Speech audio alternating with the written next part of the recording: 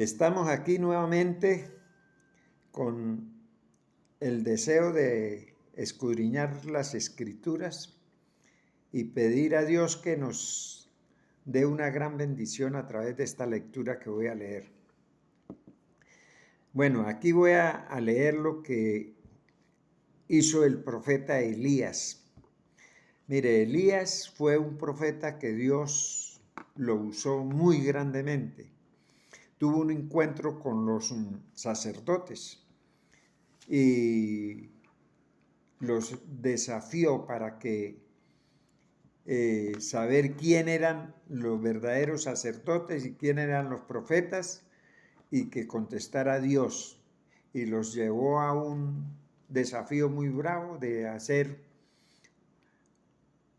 un holocausto, una prueba de que eran los verdaderos sacerdotes los que Dios le contestara quemando el holocausto, el sacrificio que iban a hacer ahí del buey, del rey, del asunto que ofrecían a Dios.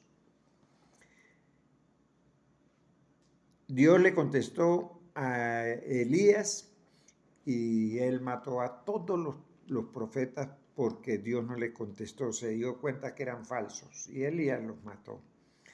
Y Dios lo usaba a él muchísimo en todas estas cosas, ¿verdad? Dios llama entonces a Eliseo.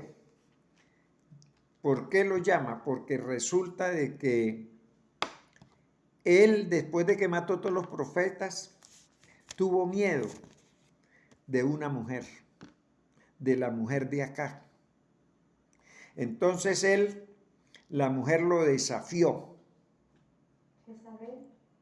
Sí, lo desafió y entonces él tuvo miedo de ella y le dijo al Señor: los hijos de Israel han dejado tu pacto. Él sacó una excusa, tuvo miedo, porque como estaban matando a los profetas, y él llegó y le dijo que estaban matando a los profetas. Han matado a espada a tus profetas. Y él prácticamente el que faltaba era matar, era él.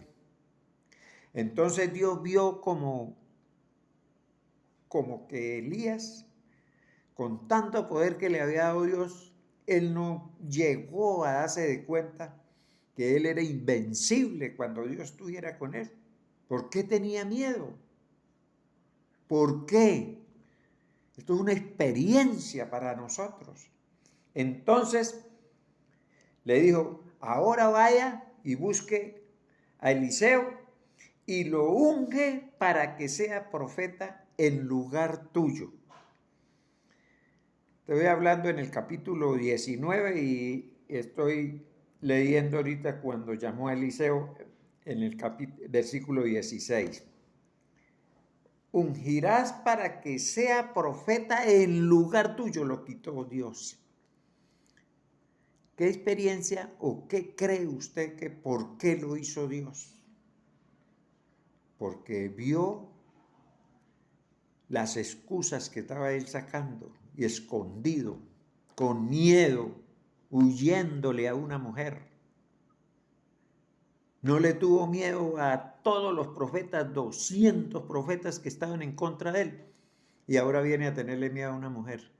Peligroso, por eso es que las cosas de Dios tienen que tener mucho cuidado. Entonces Dios llama a Eliseo. Y dice la palabra de Dios en el versículo 19, escuche lo que dice. Y partiendo él de allí, halló a Eliseo, ya lo consigue, al que Dios le dijo vaya y lo busca y lo unge, ¿verdad? Hijo de Safá, que estaba con 12 bueyes delante de sí, y él tenía la última. Y pasando Elías por delante de él, echó sobre él su manto. Cuando Elías le echó el manto a Eliseo por encima, era porque lo estaba ungiendo para que fuera el sucesor suyo. Entonces, dejando él los bueyes, vino corriendo en pos de Elías Eso yo veía aquí igualito como cuando Dios llamó a Pedro, cuando llamó a todos los apóstoles. Dejaron las mesas, eran cambistas. Y Dios les hacía señas y de una vez lo seguían. Sígueme. Y de una vez lo seguían. Él no tenía nada. Sígueme y punto. Y de una vez lo seguían. Todos los 12 apóstoles los llamó así. Nadie rechazó el llamado. Fue una cosa que no pudieron ellos rechazar. Y así está ahorita aquí Eliseo. Te ruego que me dejes sacar a mi madre y a mi padre, y luego te seguiré. Y él le dijo, ve, vuelve, que te he hecho yo. ¿Qué te he hecho yo? Y se volvió y tomó un par de bueyes y los mató. Y después se levantó y fue tras Elías y le servía. Elías le permitió despedirse de su papá y de su mamá, ¿verdad? Y llegó y empezó a seguirle. Ahora, cuando lo sigue a él, el problema es que ahora Eliseo fue un hombre que tuvo una tremenda convicción cuando Elías lo ungió como... Él no sabía, pero cuando Elías lo ungió, Elías sí sabía porque Dios ya le había ordenado que lo ungiera para que fuera sucesor de él, pero Elías no sabía. Pero entonces lo siguió y en el capítulo 2 de Segunda de Reyes encontramos que dijo Elías a Eliseo, quería dejarlo, quería despegarse de él, porque él tenía que irse porque el Señor lo iba a levantar. Y dijo Elías a Eliseo, quédate ahora aquí, porque Jehová me ha enviado a Betel. ¿Y qué le dijo Eliseo? Vive Jehová y vive tu alma, que no te dejaré. Tremendo, ¿verdad? Y vuelve otra vez. Sabes que Jehová te quitará hoy a tu Señor de sobre ti, le decían los profetas. Y él dijo, sí, yo lo sé, callad, callad. Los profetas de Dios empezaban a querer guiar a Eliseo, pero Eliseo, no sé, tal vez sabía que sí era verdad que Eliseo se iba a ir. Y Elías le volvió a decir a Eliseo, quédate aquí ahora porque Jehová me ha enviado a Jericó. Otra vez Eliseo, vive Jehová que no te dejaré, no te dejaré. Y se acercaron a Eliseo los hijos de los profetas nuevamente en Jericó y le dijeron, ¿sabes que Jehová te quitará hoy a tu Señor?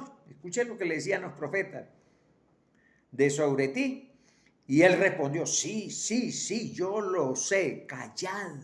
Lo volví a mandar callado. Y Elías le dijo, te ruego que te quedes aquí porque Jehová me ha enviado al Jordán. Al Jordán. Y él dijo, vive Jehová y vive tu alma que no te dejaré. Y fueron pues ambos al Jordán. Entonces mire lo que sucedieron. Habían unos testigos, tenían que haber testigos. Y esos eran los profetas. Mire lo que sucedió en el capítulo 7, versículo 7, perdón. Y vinieron 50 varones, escuche, de los hijos de los profetas también.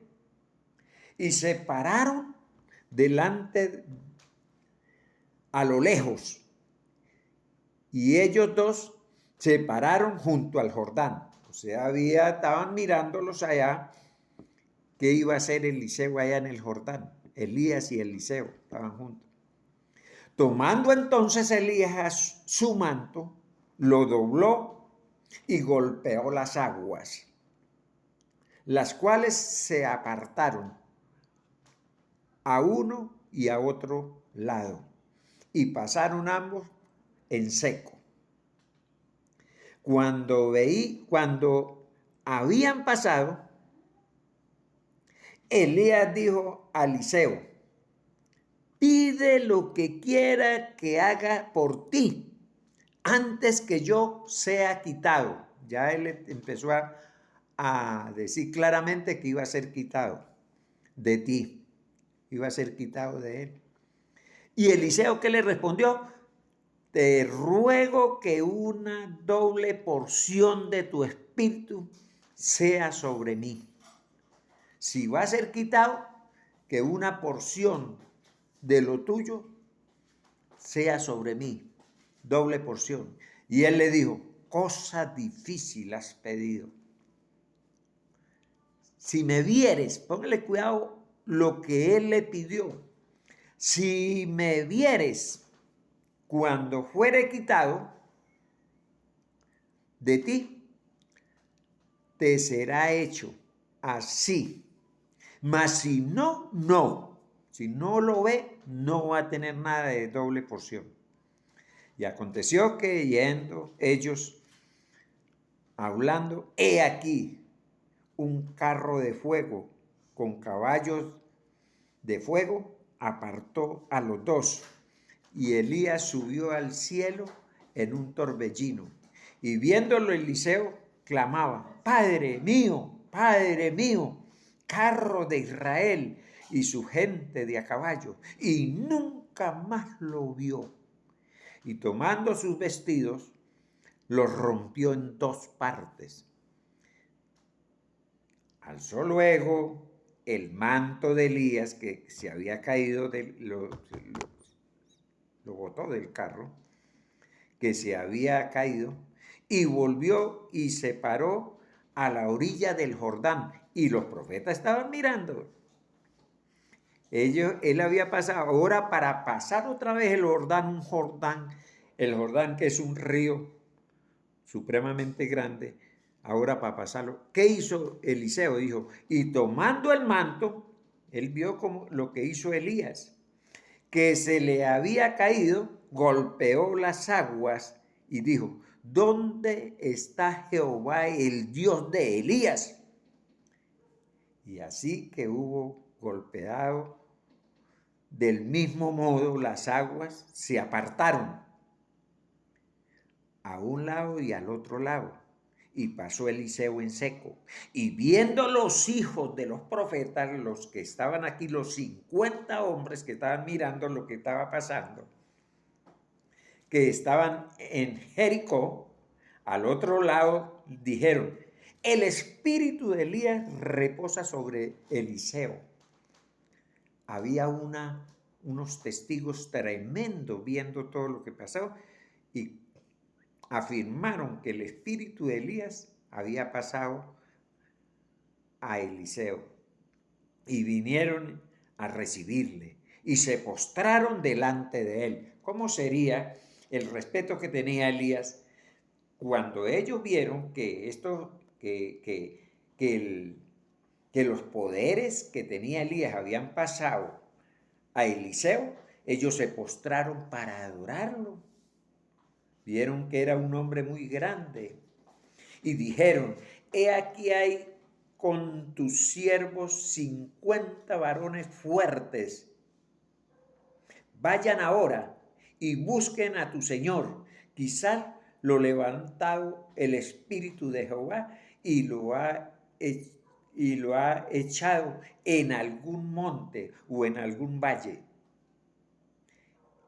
Y Eliseo les dijo: no envíen esas personas por allá a buscarlo.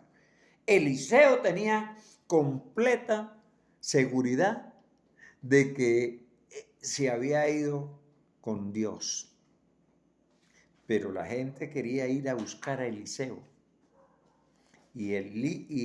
a Elías, y Eliseo no se los permitía. Y cuando volvieron, las personas porque fueron y lo buscaron por montes, por valles, por todas partes. Y cuando volvieron, Eliseo, que se había quedado en Jericó, él les dijo: ¿no os dije yo que no fueseis? Perdieron todo el tiempo que tuvieron buscando a Elías. Fíjense la historia tan bonita que estamos narrando aquí. Y los hombres de la ciudad dijeron a Eliseo: he aquí el lugar en donde está colocada esta ciudad es buena. Es bueno, una ciudad, terreno, el lugar. Como mi señor ve, mas las aguas son malas y la tierra es estéril. Fíjese usted lo que empezaron a decirle a Eliseo. Entonces él dijo: traedme una vasija nueva y ponerla en ella sal. Pónganle sal a la vasija. Y se la trajeron. Y saliendo él a los manantiales de las aguas, echó dentro la sal. Y dijo: así ha dicho Jehová. Empieza ya con la doble porción que Elías le dejó. Y estas palabras: así ha dicho Jehová, yo sané estas aguas y no habrá más en ellas muerte ni enfermedad. Tremenda el poder que ya había tomado Eliseo. Pero aquí tenemos la enseñanza muy grande de los dos hombres grandes, con unas profecías tremendas. Después subió de allí a Betel, y subiendo por el camino, fíjese lo que pasó con Eliseo. Salieron unos muchachos de la ciudad y se burlaban de él diciendo: calvo, sube, calvo, sube, burlándose. Y mirando él atrás, los vio y los maldijo en el nombre de Jehová. Y salieron dos osos del monte y despedazaron de ellos a 42 muchachos. Mire la muerte de 42 muchachos por burlarse de un profeta.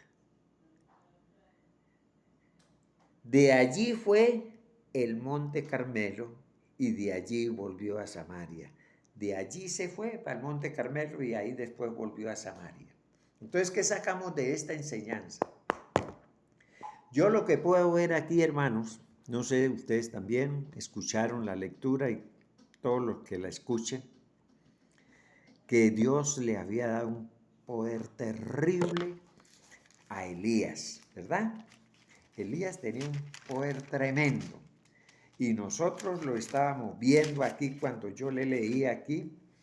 Dígame, imagínese usted, póngale cuidado, que Elías había orado para que lloviera, había ido ante la viuda de Sarepta, el reino de Acá también estuvo, el reino de Onri, y todas estas cosas. Si usted viera los poderes que ejerció, Elías regresa a ver acá, fue a ver a Acá. Entonces viene aquí cuando resulta de que él le cuenta, Acá le cuenta a su esposa lo que Elías había hecho y de una vez la mujer lo amenazó. Entonces él tuvo mucho miedo de esta mujer, teniendo tantos poderes, tuvo miedo. Pues ¿qué sucede? Que al tener miedo no era apto para seguir como profeta. Y así nos pasa a nosotros los cristianos evangélicos. Si usted tiene miedo, a mí me han pasado cosas tremendas. Yo estuve una vez en el río y habían unos brujos en el río haciendo unas cosas de hechicería. Y yo estaba bañándome y me paré yo en una piedra a mirarlos porque empezó a salir humo y yo los vi. Entonces de una vez un brujo me miró y me dijo: quítese de ahí.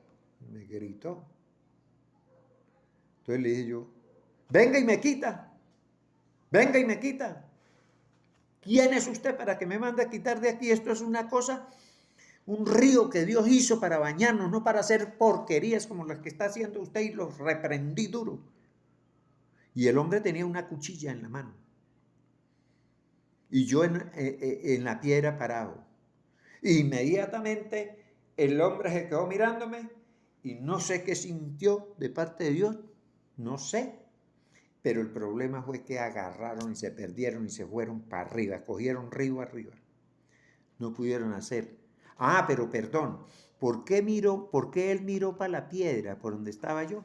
Porque no le prendía la candela, echaba humo y le soplaba y al fin hizo así y me miró. Y entonces me vio y fue cuando hubo ese encuentro con él.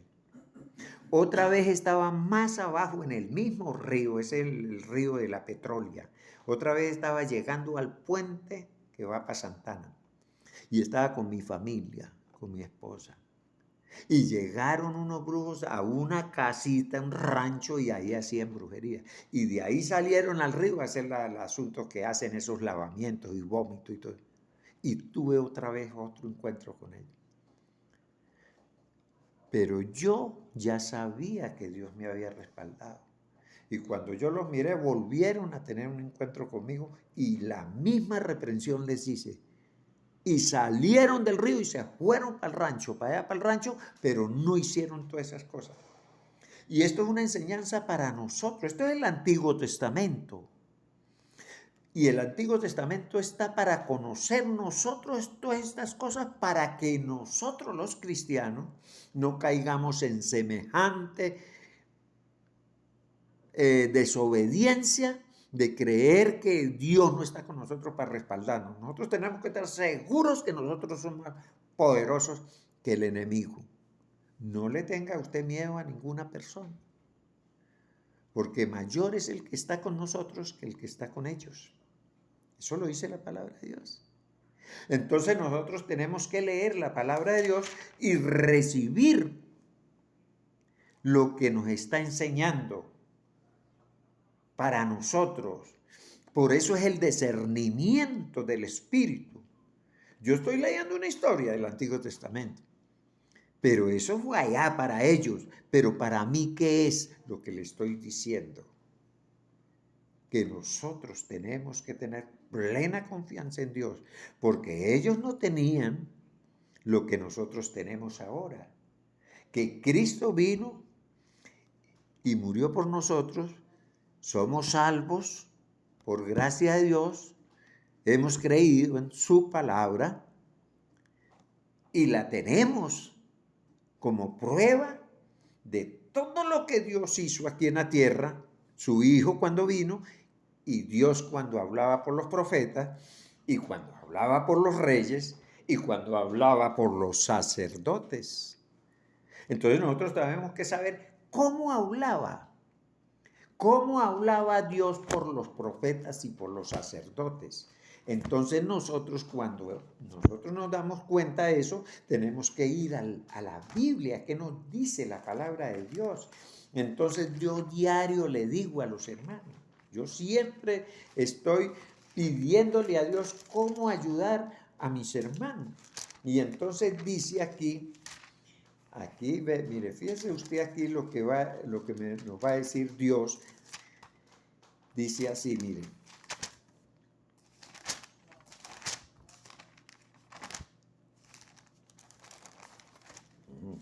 Dice, Dios hablando por su Hijo. Ya no es Dios hablándole al profeta Elías. ¿Ve? Porque ellos no vieron a Dios, sino que los dirigía. ¿Ve? Con un poder espiritual los guiaba. Nosotros no. Nosotros ya es Dios hablando por su Hijo. Entonces Él vino y nos dio a conocer todo lo que pasaba, y por eso dice, Dios habiendo hablado muchas veces y de muchas maneras en otro tiempo a los profetas por los profetas. En estos postreros días nos habla por el Hijo, a quien constituyó heredero de todo, y por quien asimismo hizo el universo, el cual siendo el resplandor de su gloria, Cristo. Pero es que uno siente rabia escuchar a un blasfemo cuando está hablando, cuando se están burlando de un hermano cristiano. Un sacerdote diciéndole a un cristiano, muéstreme la iglesia suya y yo le muestro la mía que es verdadera, y la suya, y los quiere volver ahí, les hace una burla terrible. Y estos pastores sin ningún conocimiento se dejan. Entonces, el cual es el resplandor de su gloria, Cristo. ¿Por qué usted no tiene la sabiduría de pedirle a Dios entendimiento para poder hablar con una persona esa? Y la imagen misma de su sustancia. ¿Cómo será que Dios, a través de su Hijo, Él preparó, la voz de Él era el Hijo? Dice, en el principio era el Verbo, la voz de Él. Ese Verbo le preparó Dios en el vientre de María una casa. Y de esa casa salió su Hijo Jesús. Entonces Jesús es Dios entre los hombres para salvarnos a nosotros. Y nosotros nos ha hablado Dios de todas estas cosas, a quien sustenta todas las cosas con su palabra. Él sustenta todas las cosas con la palabra del Señor, de su poder, habiendo efectuado la purificación de nuestros pecados. Elías no, ni Elías, ni